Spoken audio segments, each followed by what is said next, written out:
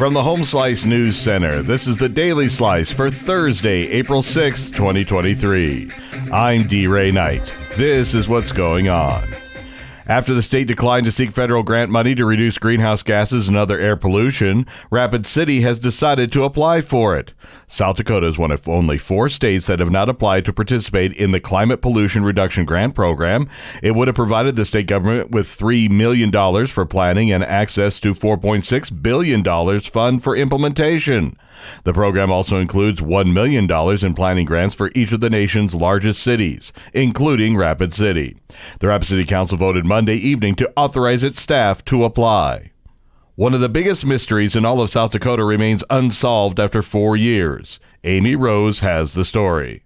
One of the biggest mysteries in all of South Dakota, the unknown fate of 9-year-old Serenity Denard, remains an unsolved case that has caused ongoing anguish for those who loved, cared for, or searched for the Black Hills girl. Serenity Denard was a resident of the Black Hills Children's Home near Rockerville, where she ran away from the facility in February of 2019. The girl got a 5-minute head start on employees who searched for her, but waited 80 minutes before calling 911 for more help.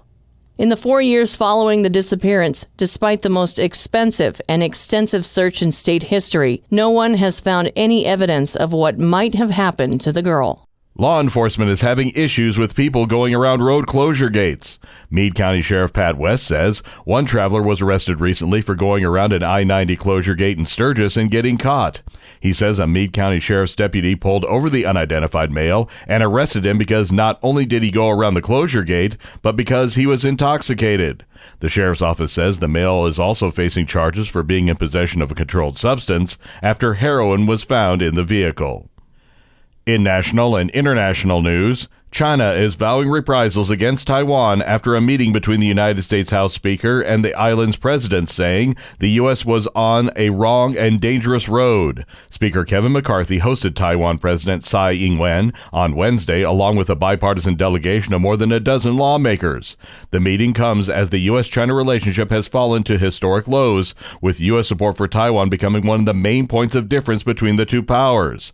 Early Thursday, Beijing said it would take resolute and forceful measures to defend national sovereignty and territorial integrity, but there was no overt sign of a large-scale military response as of Thursday afternoon.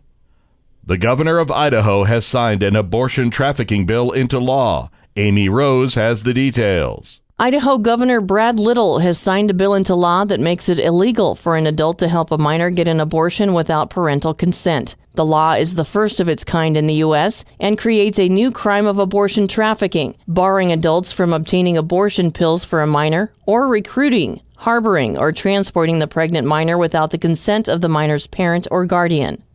Anyone convicted of breaking the law will face 2 to 5 years in prison and could be sued by the minor's parent or guardian. Opponents have promised to challenge the law in court. Florida governor and possible presidential hopeful Ron DeSantis is going to the central Michigan community of Midland for a county GOP event before heading to speak at Hillsdale College. Michigan is a battleground state transformed by Democratic majorities. Thursday's visit will put the Republican governor's agenda in direct contrast with one of the Democrat Party's biggest stars, Governor Gretchen Whitmer. In Florida, DeSantis and the GOP-dominated legislature have moved the state further right, waging a culture war on what the governor has called woke agendas. In Michigan, Whitmer has led the state to the left through codifying abortion rights and advancing sweeping gun reform. Your weather forecast from the Home Slice Weather Center. Sunny today with a high of 42, low tonight 24.